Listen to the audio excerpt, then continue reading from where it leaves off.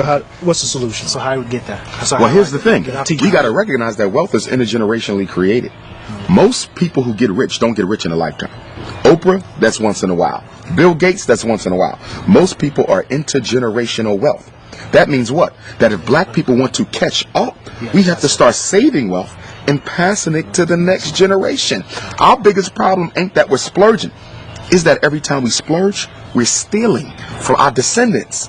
You're giving them no inheritance to get started with.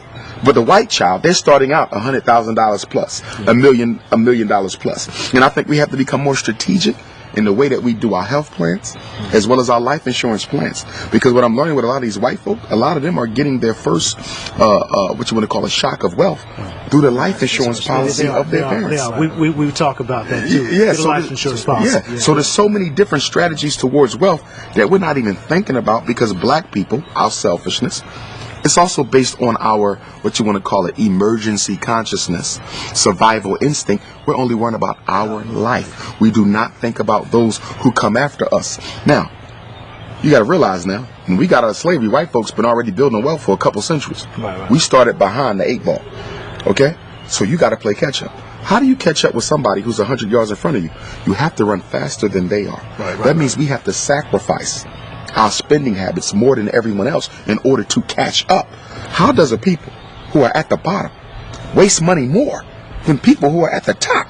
So not only are you not catching up, you're not even thinking about trying to catch up. This is good, and we got 1,000 questions, and we know you got a flight. We appreciate the time. Thank you. No problem. One fat, meat, juicy point. What would it be before you go?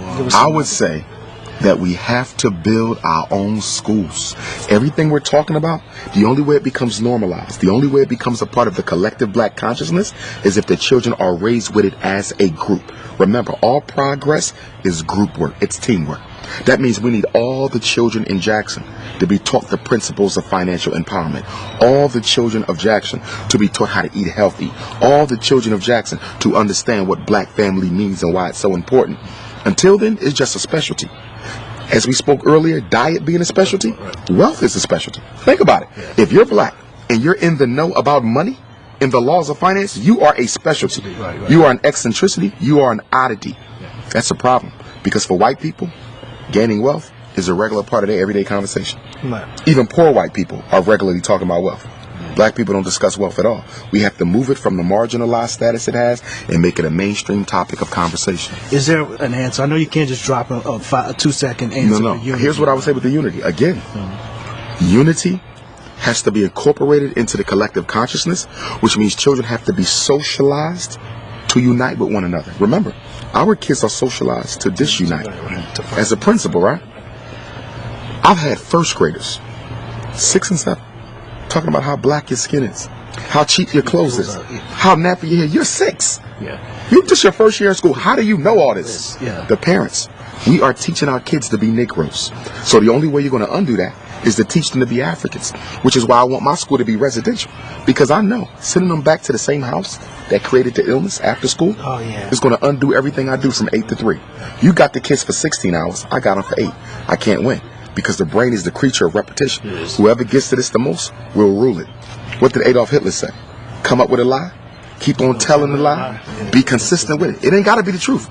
But the brain cannot resist the temptation to believe something that is regularly presented before it. Repetition wins. We give our kids the white folks for the first 18 years of their life, then we want to remake them into Africans for the rest of their life. That's ridiculous. The formidable years of conditioning is birth to 12. The formidable years of conditioning is birth to 12. We give that to white people. And then when they turn 21, they already have habituated. They already have a personality. They already got hard habits. And now we want to re-Africanize them. Who does that? What people have ever gotten free, giving the best years of their children to their oppressor and manipulator?